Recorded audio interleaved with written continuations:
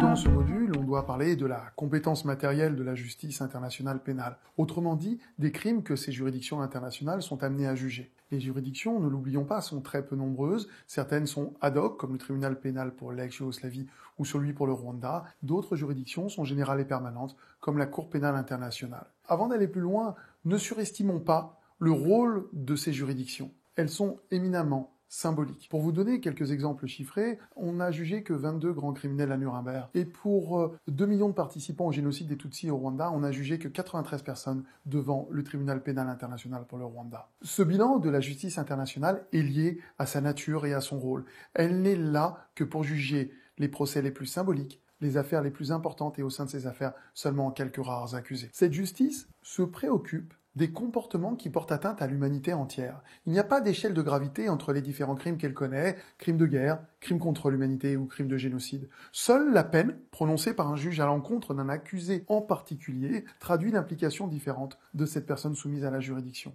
Mais chaque victime se vaut. La justice ne fait que tenter de dire ce qui s'est passé précisément, de la même façon qu'en droit interne, on distingue un vol à main armée, un abus de biens sociaux, une banqueroute frauduleuse. Dans tous les cas, on prend de l'argent. Crimes de guerre, crimes contre l'humanité ou crimes de génocide peuvent reprendre cette idée simple. Dans tous les cas, on fait des victimes, des gens meurent. Mais la justice, notamment la justice internationale, vient poser des mots sur ces réalités très différentes constituées par ces crimes respectivement. De la même façon, la justice internationale appréhende ces 3 crimes de droit international par le biais de leurs éléments constitutifs pour traduire des réalités distinctes et des politiques distinctes. Ainsi, un crime de guerre n'est pas un crime contre l'humanité qui lui-même n'est pas un crime de génocide.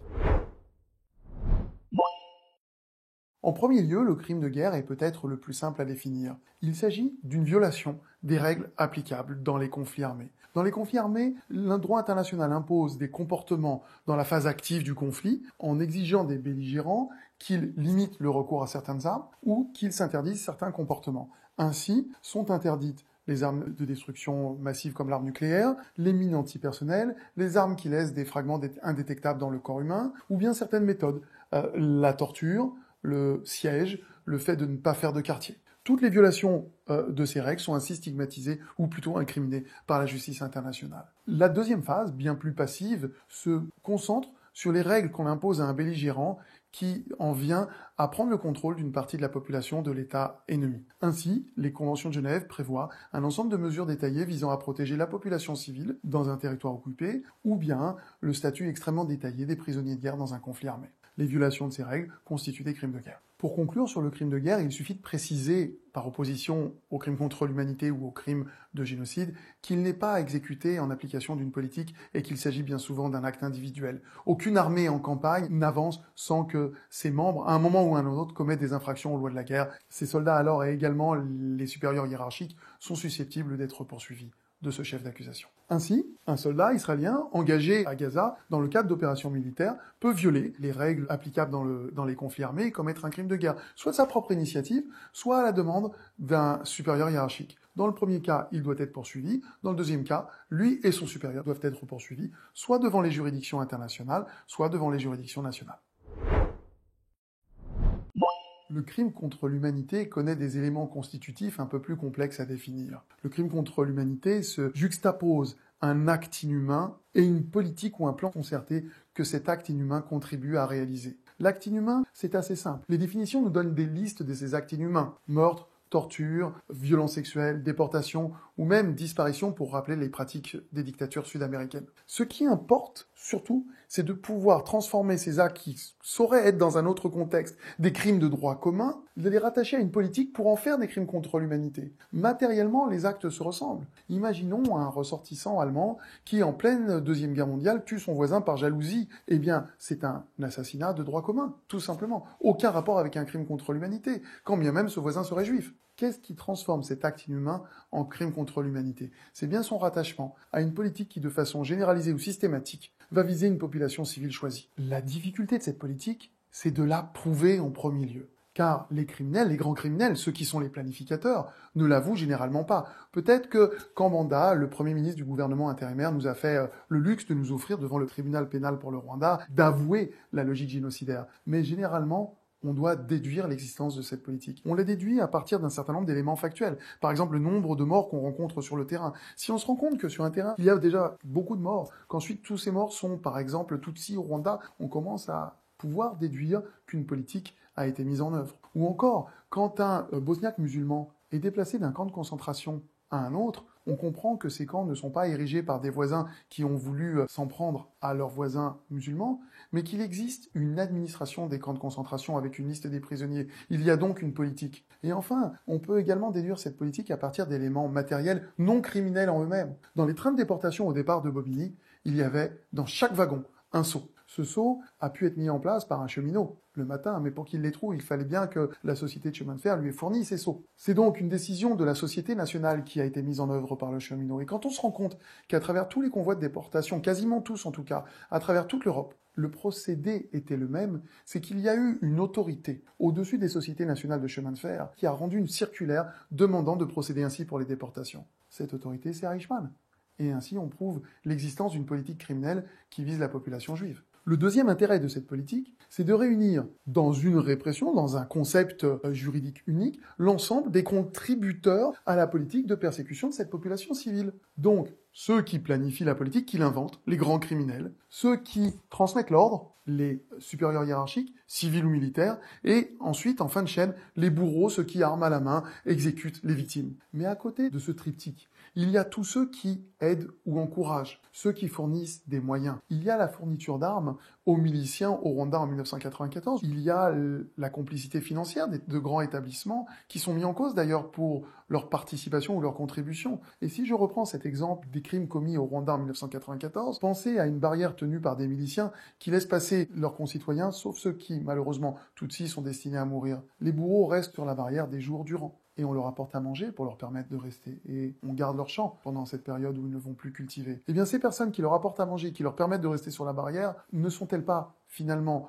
des contributeurs, au même titre que ceux qui conduisent les trains ou dénoncent leurs voisins, dressent des listes ou signalent la présence d'un enfant juif caché dans une cave. Une fois qu'on a défini ces deux éléments constitutifs, l'élément matériel, l'acte inhumain, qui commis dans le cadre d'une politique permet de constituer un crime contre l'humanité, on se rend compte que la définition est parfois instrumentalisée par des législations nationales. Le meilleur exemple en est la France, qui par une loi de 1964 vient constater l'imprescriptibilité des crimes contre l'humanité en reprenant la définition de Nuremberg. Et au regard de cette définition, les juridictions françaises vont nous dire qu'un Français ne peut pas être responsable d'un crime contre l'humanité. Pendant 30 ans, jusqu'au nouveau code pénal de 1994, on considérera que seules les forces de l'Axe peuvent commettre des crimes contre l'humanité. Autrement dit, les actes inhumains commis dans la politique de décolonisation n'en sont pas, mais plus encore, les poursuites contre Touvier ou Papon sont des poursuites du chef de complicité de crimes contre l'humanité, comme si ces personnes avaient engagé des autorités qui ne sont pas les autorités françaises. Elles ont contribué, facilité la politique de persécution nazie, et elles n'ont pas participé à une politique française. En tout cas, c'est ce que nous dit la chambre criminelle de la Cour de cassation, ce n'est pas ce que nous dit le Conseil d'État qui choisira lui en revanche de condamner la France au paiement de la moitié des réparations dues par Maurice Papon au motif que ces actes ont été commis avec l'aval des institutions françaises. Évidemment, pour les procès qui auront lieu devant les juridictions nationales, chaque État doit adopter la norme internationale et l'adapter à son droit interne. Donc on trouve dans des différents États des législations particulières qui reprennent l'incrimination internationale. Et c'est particulièrement le cas de la France. Il ne me reste à préciser pour le crime contre l'humanité que le fait que la politique de persécution vise une population civile choisie. À Nuremberg, on parle de persécution raciale, religieuse ou politique. Les définitions plus récentes vont évoluer pour insérer ou inclure les persécutions culturelles ou sociales, notamment pour tenir compte de la criminalité des Khmers rouges contre leur propre population. Et on trouve dans la dernière mouture de cette définition, devant la juridiction de la Cour pénale internationale, une persécution sexuelle. Mais l'article 7.3 du statut de la Cour précise immédiatement que le terme sexuel s'entend de l'appartenance à l'un ou l'autre des deux genres masculin ou féminin et n'a pas d'autre sens. Ce qui implique, en l'état un peu conservateur du droit international, qu'une politique qui viendrait persécuter des gens à raison de leur changement de sexe ou à raison de leur comportement sexuel ne serait pas susceptible d'être jugée par la Cour pénale internationale. Et ceci découle du fait que la Cour pénale internationale a été créée par un traité et que les États qui ont ratifié ce traité, pour certains, incriminent notamment l'homosexualité dans leur législation nationale et ne souhaitent pas se le voir reprocher. C'est le cas de l'Ouganda, par exemple. Enfin, le crime de génocide, lui, a été créé par un juriste américain d'origine polonaise, Raphaël Lemkin, associant le mot génos, le genre, le clan, la race, au mot caedere en latin cide, assassiner, exterminer. Raphaël Lemkin était insatisfait du verdict de Nuremberg car, selon lui, il ne traduisait pas la spécificité de la politique menée contre la population juive. Il a donc milité, juridiquement, pour l'adoption d'une nouvelle notion, obtenant gain de cause en 1948 par l'adoption de la Convention pour la prévention et la répression du crime de génocide le 9 décembre 1948, la veille de l'adoption de la Déclaration universelle des droits de l'homme. Cette convention définit très précisément et de façon extrêmement restrictive la notion de génocide comme étant un acte commis dans l'intention de détruire en tout ou en partie un groupe racial, national, ethnique ou religieux comme tel. Évidemment, chaque mot renvoie à un élément constitutif. Au regard de ces éléments constitutifs extrêmement restreints, on peut dire que seuls 3 politiques sont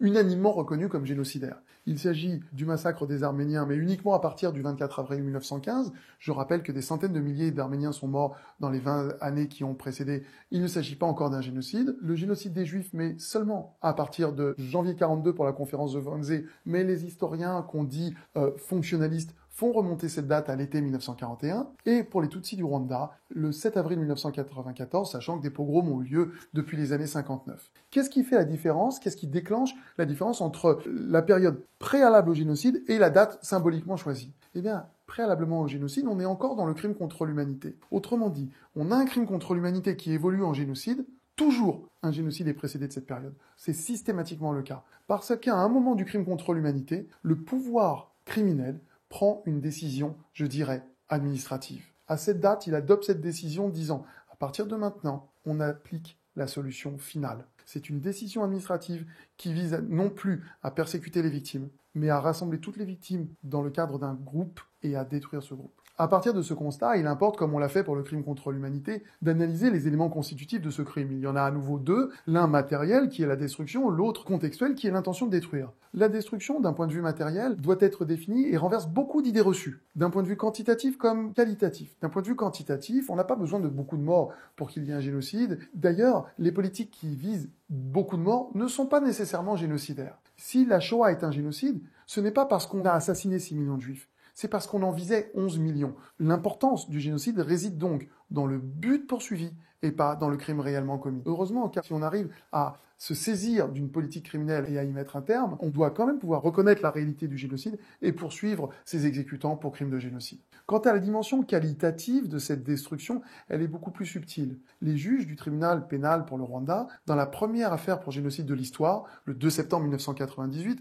le verdict est très tardif finalement, pas par rapport au crime commis au Rwanda, mais par rapport à l'histoire, puisqu'on fait remonter quand même la création de la notion à 1948, les juges ont conclu que cette destruction était éminemment biologique, qu'on s'en prenait à des groupes biologiques auxquels on appartient par la naissance de façon permanente et irrémédiable. Évidemment, on peut toujours se dire qu'on peut changer de religion, c'est vrai, mais ce n'est pas vrai dans l'esprit du criminel. Ce qui importe ici, c'est la subjectivité par laquelle le criminel identifie un groupe qui pourrait ne pas exister, d'ailleurs le groupe racial n'existe pas. Dès lors que le criminel voit un groupe racial, on peut être dans le génocide, et le criminel invente également l'appartenance des victimes au groupe. C'est tout à fait le cas pour le génocide des Juifs, par exemple, dans le ghetto de Varsovie, des personnes qui ont été déportées comme juifs s'estimaient catholiques depuis longtemps, il y avait au moins 2 églises dans ce ghetto de Varsovie, les gens ont pourtant été assassinés comme juifs. Si on interrompt un processus criminel alors que le nombre de morts n'est pas encore élevé, heureusement on peut quand même poursuivre les responsables de cette politique et les exécutants de cette politique. Ce n'est donc pas le nombre de morts, encore une fois, qui détermine le génocide, mais le but poursuivi. C'est dans ce sens qu'on doit analyser la politique de purification ethnique menée en ex-Yougoslavie. Alors ce terme un peu médiatique, un peu journalistique, doit être habillé par des juristes pour permettre les poursuites des accusés. Qu'est-ce que la purification ethnique? C'est le fait, en Bosnie, de dire aux voisins musulmans « on ne veut plus de vous sur notre terre ». Et ça passe par des persécutions, des passages à tabac, des emprisonnements dans des camps de concentration, des assassinats. Mais les frontières restent ouvertes. Et malheureusement pour eux, les victimes persécutées finissent peut-être par partir. En tout cas, il reste un choix que la victime du génocide n'a pas. Un enfant Tutsi, victime d'un génocide, ne peut pas ni partir, ni changer d'ethnie. La solution finale, les décisionnaires de la solution finale ont fermé le pays. Ils ont fermé les frontières. Il s'agit pour eux, pour ce gouvernement criminel, de ne pas reproduire les erreurs de 1959 en laissant fuir certains Tutsis. On veut maintenant tous les tuer. Le même raisonnement peut s'appliquer aux Ouïghours ou aux Tibétains que le pouvoir central chinois persécute de façon criminelle. On constate alors des déportations, des interdictions de pratiquer la langue, un ensemble d'atteintes à leurs droits culturels ou à leur identité. Mais Raphaël Lemkin, le créateur de la notion sur le génocide, avait bien dit « ce n'est pas la même chose d'incendier une bibliothèque et de tuer un enfant ». La privation des droits des Tibétains ne vise finalement qu'à faire taire pour le pouvoir central chinois, leur velléité indépendantiste qui porte atteinte à l'intégrité territoriale chinoise, ou leur identité tibétaine qui porte atteinte, selon le pouvoir, à la nation chinoise. Pour toutes ces raisons, le pouvoir central chinois s'estime fondé à s'engager dans des procédures criminelles contre ces individus, mais voulant ainsi faire disparaître non pas les individus, mais le lien qui unit les individus. Autrement dit, des Tibétains qui renoncent à leur identité peuvent survivre en Chine.